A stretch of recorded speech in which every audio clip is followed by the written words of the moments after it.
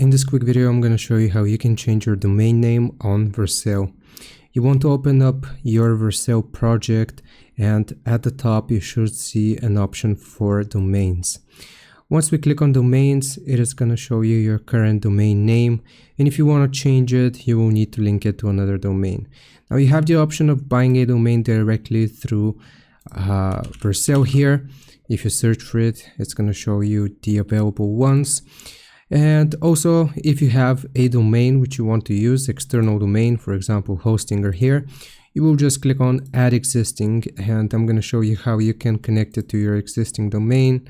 So basically, if you're using Hostinger, then you want to find the domain which you will connect it to. You want to right click, copy, then paste it here.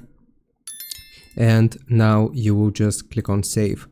Now that's going to be the first step, and here it's going to ask you for confirmation. So basically you will need to link the DNS servers to the domain.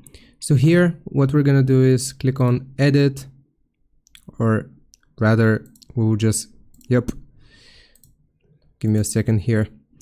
I want to click on edit, and here I've already connected it. That's why it's currently not showing it for me, but it should look like this. It's gonna display a DNS record type, and you will just need to click and open the domain itself, then go into DNS name servers, and you will add what is displayed here. So the type is gonna be a, the name is gonna be at, and this is gonna be the value.